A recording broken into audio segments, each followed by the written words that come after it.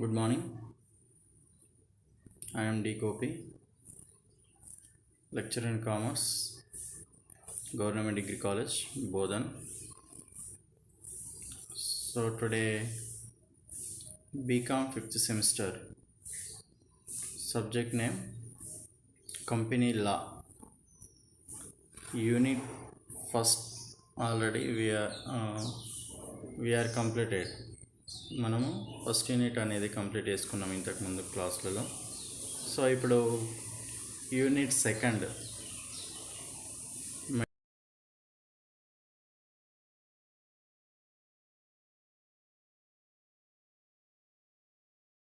So company directors, director meaning, company director definition, company director qualification and disqualification, and appointment of company directors.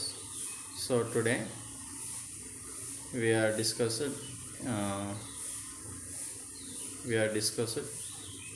the following information. So అయితే company director ఆధునిక రంగంలో company అంటే ఏంటిది? Company అంటే కొంతమంది వ్యక్తులు కలిసి ఏర్పాటు చేసుకున్న సంస్థ. ఇది ఒక కల్పిత వ్యక్తి. కంపెనీ అనేది చట్టం చేతనే సృష్టించబడుతుంది, మరి కంపెనీ అనేది చట్టం చేతనే రద్దు చేయబడుతుంది. సో అయితే కంపెనీని స్థాపించాలంటే మనకు కంపెనీ షేర్స్ కోరేది ఎవరు అంటే వాటాదారులు, రుణదాతలు, సిబ్బంది మొదలైన వారు కంపెనీ పైన ఎక్కువ ఆసక్తి చూపిస్తారు. వాళ్ళు ఆశాజీవులు. కంపెనీ మీద ఆధారపడ్డ వాళ్ళు ఎవరెవరు అంటే వాటాదారులు మరియు రుణదాతలు మరియు శ్రామికులు మరియు డైరెక్టర్స్. వీళ్ళందరూ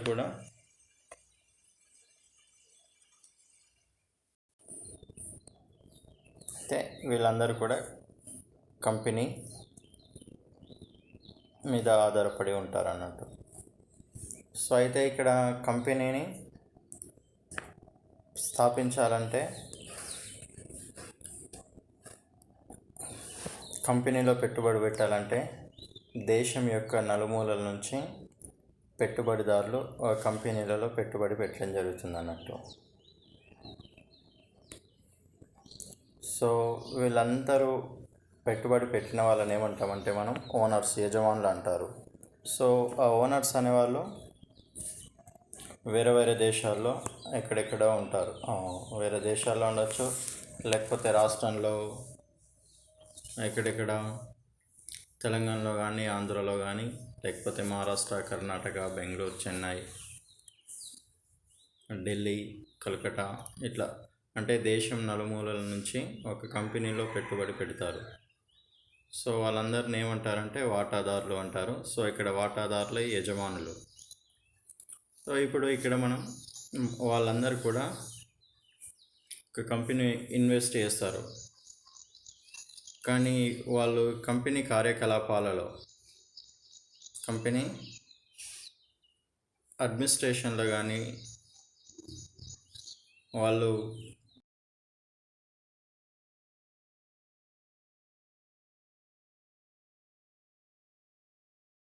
మీద అడ్మినిస్ట్రేషన్ చూసుకోవడానికి వాళ్ళకు సాధ్యపడదు. సో వాళ్ళు డైరెక్ట్గా కంపెనీ అడ్మినిస్ట్రేషన్లో పాల్గొనడం ఇబ్బంది అవుతుంది. కాబట్టి వాటాదారులు తమ కంపెనీ వ్యవహారాలను చూసుకోవడానికి వారి తరపున ప్రతినిధులను ఎన్నుకోవడం జరుగుతుంది అన్నట్టు. సో ఆ ప్రతినిధులను ఏమంటారు అంటే డైరెక్టర్స్ అంటారు. సో వీళ్ళే డైరెక్టర్సే కంపెనీ యొక్క వ్యవహారాలన్నీ కూడా, అడ్మినిస్ట్రేషన్ మొత్తం ఈ కంపెనీ డైరెక్టర్సే చూసుకోవడం జరుగుతుంది అన్నట్టు. సో అయితే ఈ కంపెనీ యొక్క డైరెక్టర్స్ ఇంతకుముందు 1969 బిఫోర్ కంపెనీ డైరెక్టర్స్ అవసరం లేకుండే. సో ఆఫ్టర్ 1969 తర్వాత కంపెనీ యొక్క డైరెక్టర్స్ అవసరం చాలా ఏర్పడింది.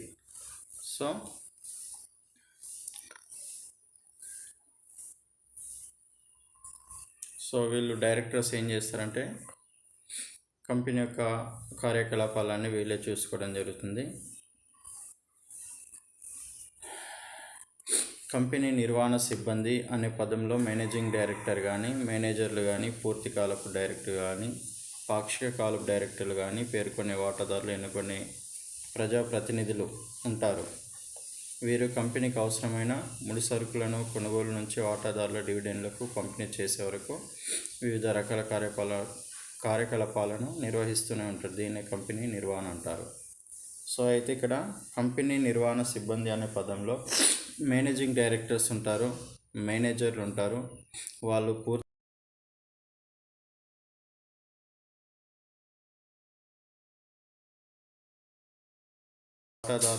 వాటాదారుల ద్వారా ఎన్నుకోబడిన ప్రతినిధులు. వీరు కంపెనీకి అవసరమైన ముడి సరుకులను అందజేస్తారు, అంటే ముడి సరుకులను కొనుగోలు చేస్తారు మరియు వాటాదారులకు డివిడెండ్ పంపిణీ చేస్తారు. అంటే ముడి సరుకులు కొన్ని వ్యవహారాలన్నీ నడిపించిన తర్వాత మరియు వాటాదారులకు డివిడెండ్లను పంచేంత వరకు వీళ్ళు అన్ని అడ్మినిస్ట్రేషన్ కార్యకలాపాలన్నీ కూడా వీళ్ళే చూసుకోవడం జరుగుతుంది అన్నట్టు. దీన్ని కంపెనీ నిర్వహణ అంటారు. సో అయితే ఇక్కడ డైరెక్టర్ డెఫినేషన్. కంపెనీ వాటాదారులు కంపెనీ నిర్వహణ బాధ్యతలను చేపట్టడానికి తమ తరపున కొంతమంది ప్రతినిధులను ఎన్నుకోవడం జరుగుతుంది అన్నట్టు. కంపెనీ వాటాదారులు ఏం చేస్తారు? కంపెనీ యొక్క నిర్వహణ బాధ్యతలను చూసుకోవడానికి తమ తరపున కొంతమంది ప్రతినిధులను ఎన్నుకుంటారు. ఆ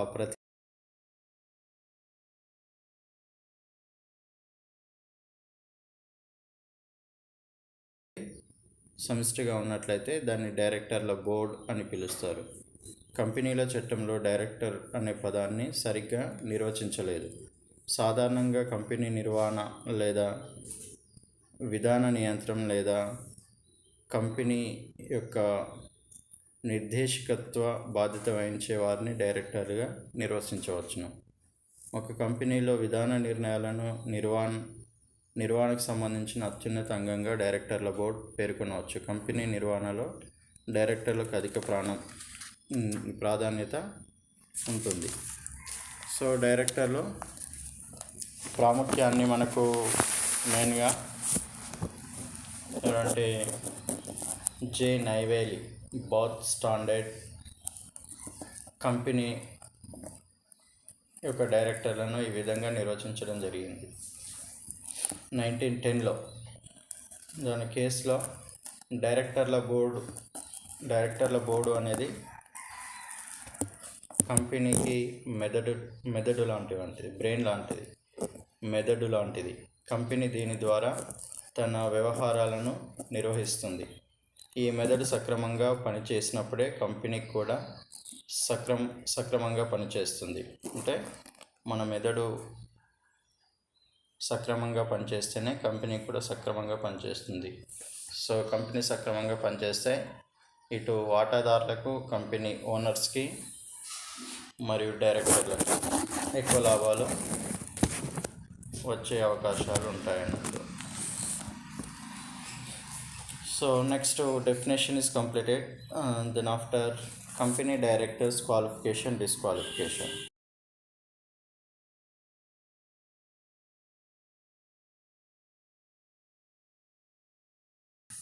Qualification.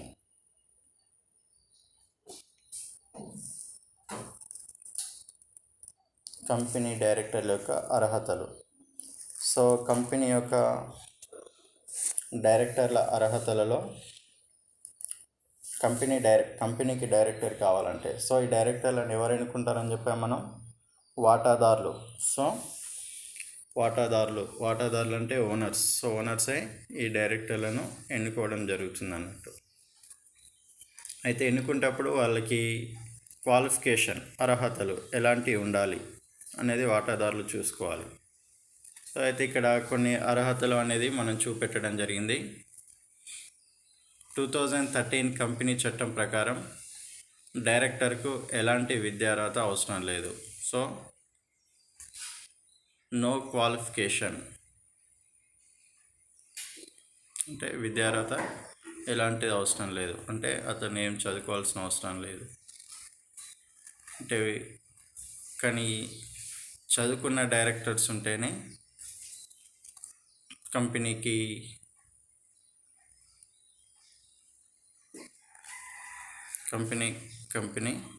సక్రమంగా పనిచేస్తుంది, సక్రమైన లాభాలు వస్తాయి. సో విద్యార్హత లేదు అని చెప్పింది. యాక్చువల్ అయితే విద్యార్హత ఉంటేనే కంపెనీ సరైన మార్గంలో పయనిస్తుంది. సో 2013 కంపెనీల చట్టం ప్రకారం డైరెక్టర్కు విద్యార్హతలు అవసరం లేదు. నెక్స్ట్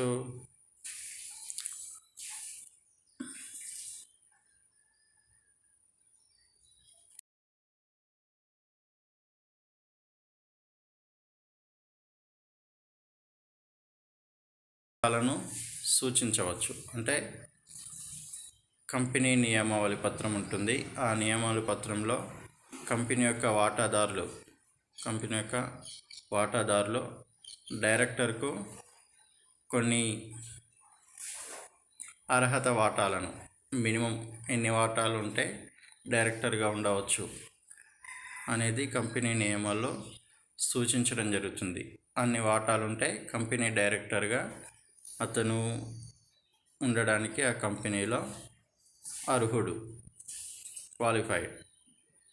నెక్స్ట్ డైరెక్టర్లు కొనుగోలు చేసే అర్హత వాటాలను నామమాత్రపు విలువ ₹5,000 కంటే మించి ఉండకూడదు. అయితే ఎప్పుడైతే ఆ కంపెనీలో వాటాలను కొంటారో డైరెక్టర్లు, ఆ కొనుగోలు చేసే వాటాలు నామమాత్రపు విలువ వాటాలను ₹5,000 కంటే ఎక్కువ మించి ఉండకూడదు. అంటే 5,000 బిలోనే వాటాలు కొనాలి. ఆ 5,000లో ఎన్ని వాటాలు వస్తాయి అన్ని వాటాలు ఆ కంపెనీ డైరెక్టర్ కొనాల్సి ఉంటుంది.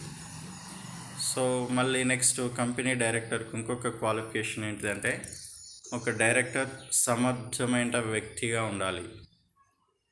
డైరెక్టర్గా ఉండాలంటే సమర్థుడై ఉన్న వ్యక్తి ఉంటేనే కంపెనీ కార్యకలాపాలు అనేటివి సక్రమంగా నడుస్తాయి. నెక్స్ట్ డైరెక్టర్ బుద్ధి బలం కలిగిన వ్యక్తిగా ఉండాలి.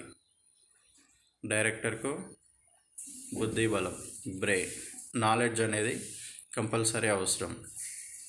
సో నాలెడ్జ్ ఎవరికి ఉంటుంది అంటే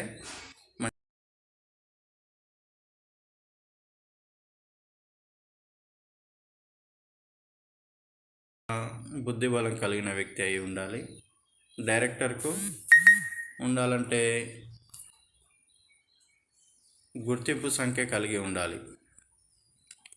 సో అతనికి డైరెక్టర్గా క్వాలిఫైడ్ కావాలంటే గుర్తింపు సంఖ్య కలిగి ఉండాలి. డైరెక్టర్కు నైపుణ్యం కలిగి ఉండాలి, అంటే స్కిల్స్ అండ్ నాలెడ్జ్. నైపుణ్యం అంటే లేకపోతే ఇంతకుముందు చేసిన అనుభవం కూడా ఉండాలి. సో నెక్స్ట్ డైరెక్టర్కు ఆర్థిక రంగంలో జ్ఞానం, అనుభవం కంపల్సరీ ఉండాల్సి ఉంది. సో ఇవన్నీ కూడా డైరెక్టర్ యొక్క క్వాలిఫికేషన్స్ ఏంటి, ఇవన్నీ కూడా డైరెక్టర్ యొక్క అర్హతలు. నెక్స్ట్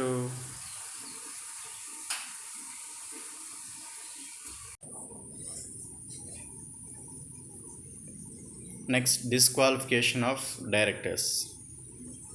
డైరెక్టర్ యొక్క అనర్హతలు అంటే కంపెనీకి డైరెక్టర్గా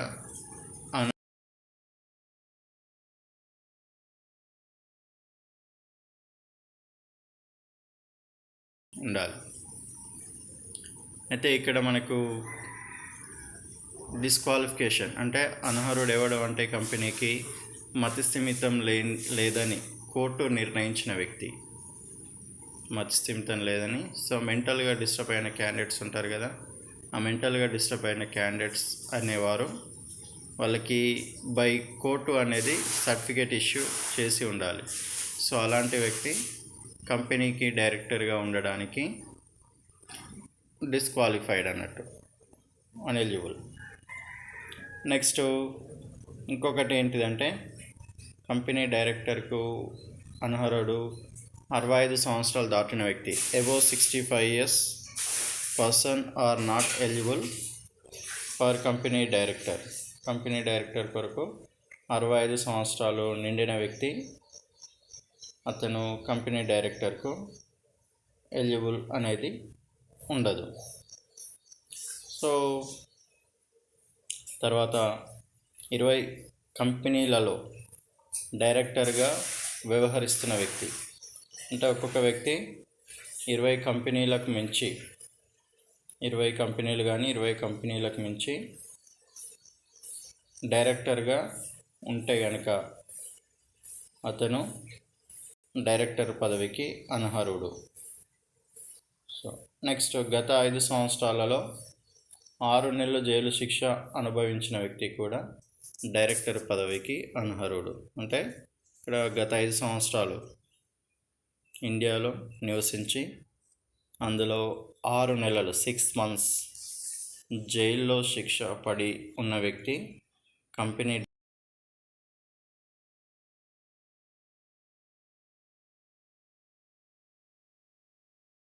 ఉండదు.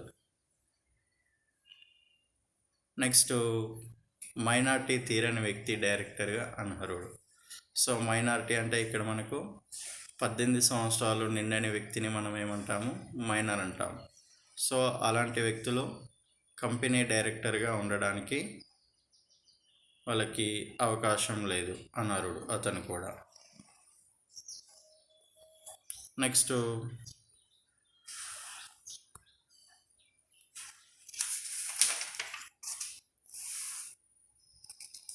బాధ్యతల నుండి విముక్తి పొందని దివాలాదారుడు. సో ఇంతకుముందు బాధ్యతలు కంపెనీలో ఏమైందంటే అక్కడ దివాలా తీస్తే కనుక ఆ దివాలా తీసిన దారుడు కూడా కంపెనీ డైరెక్టర్గా చేయడానికి అనర్హుడు. నెక్స్ట్, దివాలాదారునిగా నిర్ణయించామని దరఖాస్తు పెట్టుకున్న వ్యక్తి కూడా దీనికి నాట్ ఎలిజిబుల్. సో ఇవన్నీ కూడా డైరెక్టర్ యొక్క క్వాలిఫికేషన్, డిస్క్వాలిఫికేషన్. అర్హతలు, అనర్హతలు. అనర్హతలలో మెయిన్గా మతిస్థిమితం లేని వ్యక్తి అర్హుడు కాదు. 65 సంవత్సరాలు దాటిన వ్యక్తి, 20 కంపెనీలకు మించి డైరెక్టర్గా వ్యవహరించడానికి వీల్లేని వ్యక్తి, మరియు 5 సంవత్సరాలలో 6 నెలలు జైలు శిక్ష అనుభవించిన వ్యక్తి, ఇతను కూడా కంపెనీ డైరెక్టర్గా వ్యవహరించడానికి అనర్హుడు.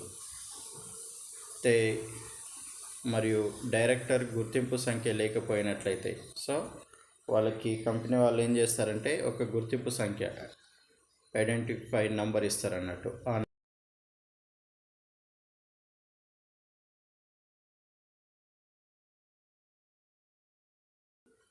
నెక్స్ట్, మైనార్టీ తీరని వ్యక్తి కూడా కంపెనీ యొక్క అనర్హుడు. బాధ్యతల నుండి విముక్తి పొందని దివాలాదారుడు.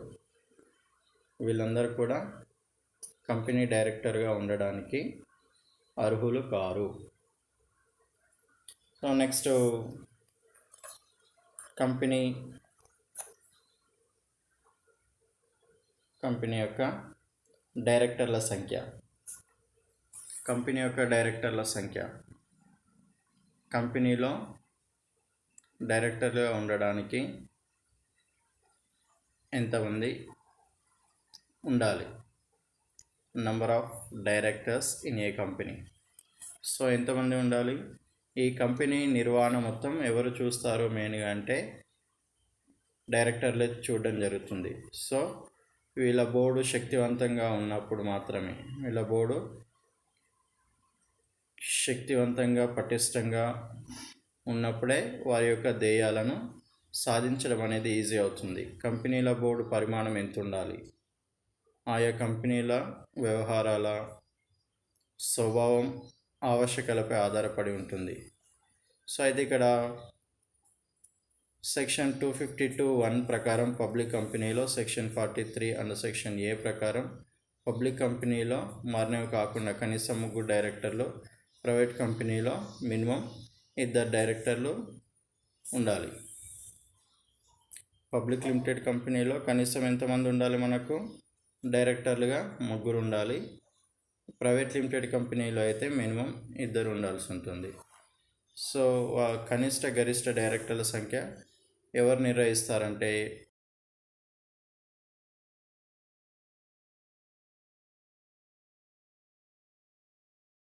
ప్రకారం ఎంత మందిని నియమించుకోమంటే అంతమందిని నియమించుకోవాల్సి ఉంటుంది. అయితే ఒక్క డైరెక్టర్ మాత్రం 20 కంపెనీలకు మించి డైరెక్టర్గా వ్యవహరించడానికి వీల్లేదు. ఆల్రెడీ మనం డిస్క్వాలిఫికేషన్ చెప్పుకున్నాం.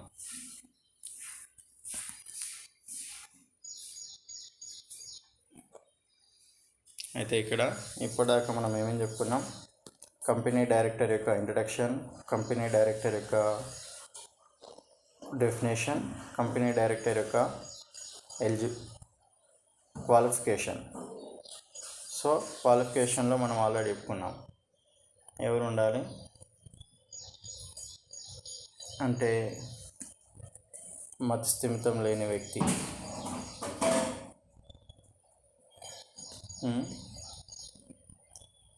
వాళ్ళందరూ కూడా మనకు కంపెనీ డైరెక్టర్లుగా ఉండడానికి అర్హులు. ఒక వ్యక్తి సమర్థుడై ఉండాలి. అతనికి కనీస వాటాలను నామాత్ర విలువ ప్రకారం 5,000 వాటాలను కలిగి ఉన్న వ్యక్తి. అలాంటి వ్యక్తులు కూడా మనకు కంపెనీ డైరెక్టర్లు ఉండడానికి అర్హులు. సో నెక్స్ట్ క్వాలిఫికేషన్, డిస్క్వాలిఫికేషన్ అయిపోయింది. డైరెక్టర్ల సంఖ్య కూడా అయిపోయింది. సో డైరెక్టర్ల సంఖ్య అంటే కంపెనీ నిర్వహణ మొత్తం ఎవరు తీసుకుంటారంటే డైరెక్టర్లు. సో డైరెక్టర్లు సమర్థవంతంగా తమ ధ్యేయాలను కంప్లీట్ చేయాలంటే డైరెక్టర్ల బోర్డులో మినిమం పబ్లిక్ లిమిటెడ్ కంపెనీ అయితే మినిమం 3 ఉండాలి. ప్రైవేట్ లిమిటెడ్ కంపెనీ అయితే మినిమం కనిష్ట సంఖ్య 2 ఉండాలి. సో ఒక వ్యక్తి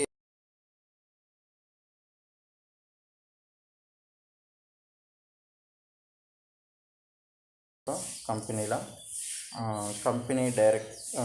అపాయింట్మెంట్ ఆఫ్ కంపెనీ డైరెక్టర్ అంటే కంపెనీ డైరెక్టర్ యొక్క నియామకం. సో ఈ క్లాస్ ఏంటంటే కంపెనీ లా